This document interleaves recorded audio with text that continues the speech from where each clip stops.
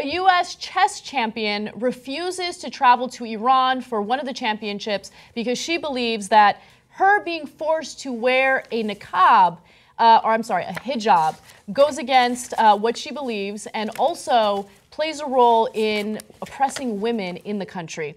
Now, this story has to do with a chess player that was actually born in Europe, and she is a chess superstar. She is the top chess player, female player in the United States. And so there's supposed to be a chess championship in Iran. Iran is the only country that kind of applied to host it, so of course they're going to get what they want. But there are laws in Iran indicating that women are not allowed to be seen in public without wearing a hijab. And so as a result, Nazi, who is the chess champion that we're talking about here, refuses to go. She's boycotting it. Now, she announced last week that she will boycott February's Women's World Chess Championship in Iran because the players will have to wear hijabs. She says some consider a hijab part of culture, but I know that a lot of Iranian women are bravely protesting this forced law daily and risking a lot by doing so. That's why I will not wear a hijab and support women's oppression. Now, understand that in Iran, as a woman, you don't have a choice, which is why she's speaking out against it. She makes clear that she has no problem with Islam. She has no problem with the particular religion. She doesn't like the fact that these women are forced to do certain things or forced not to do certain things. Look, I agree with her. I think that she's doing something that's important. Okay, this is another story that's a roller coaster ride. So let's go on the roller coaster, see where we go. First off, I came in thinking, yeah, of course I agree with her. It's stand up for women who don't have a choice in Iran. Then you find out, well, Iran's the only people who applied to have the championship. So, hey, America, we don't like that. Maybe we should have applied. Okay, and so, okay, but that's okay. That doesn't mean that her protest is not valid. It's still valid. And before you get too angry about Iran, I can't believe we're having a chess championship. There's some chance that the Persians invented chess. And in fact, checkmate is shahmat, which means the king is frozen or the king is helpless. Oh, interesting.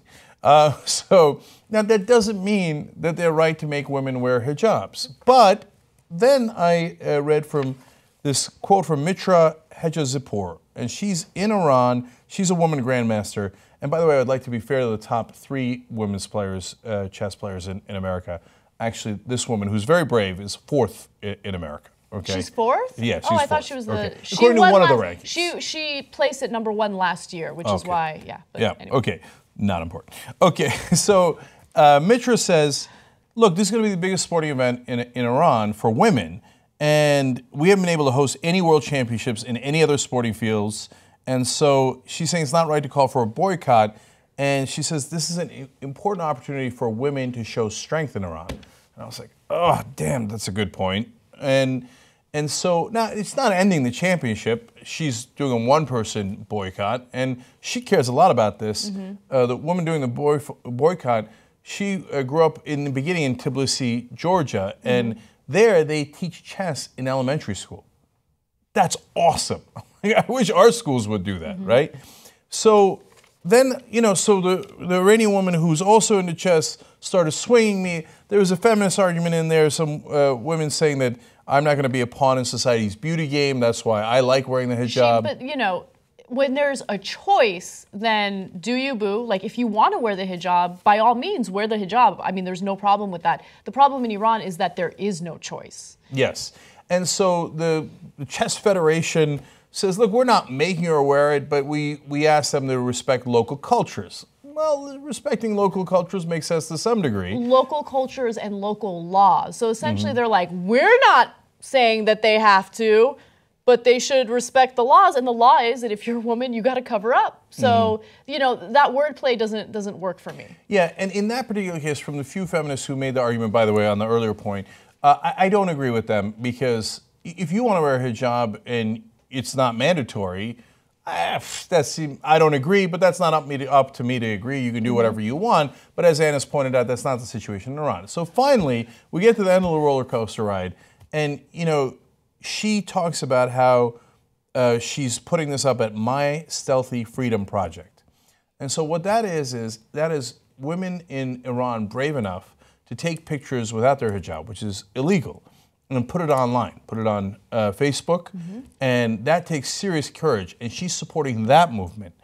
And they're also putting up other pictures that are illegal, including women riding bicycles. Yes. That is illegal in Iran.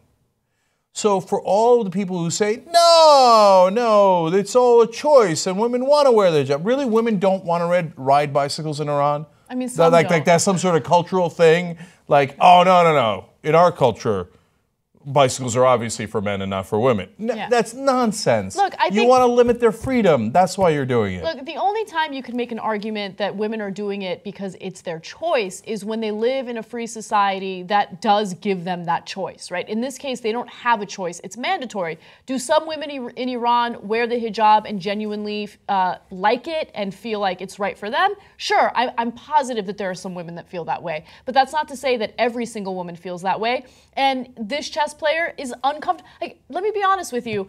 If someone told me you need to cover up, you need to wear this headdress, I'd lose my mind. There's nothing in the world that would make me put that on. Because in my view, like, that is a form of oppression if I'm forced to do it, right? So I agree with her 100%. For the women who are in favor of wearing it, more power to you, but she's speaking out against something that she sees as wrong, and I think that that's a courageous thing to do.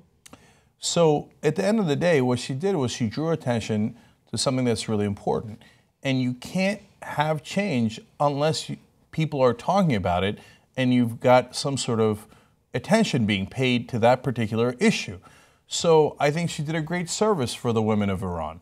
So that chess tournament will survive and they'll go on anyway. Mainly she's doing a sacrifice there because I'm sure she would have loved to have been part of the championships, right? And she's doing that for the women of Iran because once it's mandated that you wear it, there is no cultural argument. And what that is oppression of women. And so the fact that she's fighting back against that is fantastic. And so I really applaud her courage in doing this and her personal sacrifice. Together we can change the media, make it more representative of you and not the powerful. Come join us, make a difference. TYTnetwork.com/join.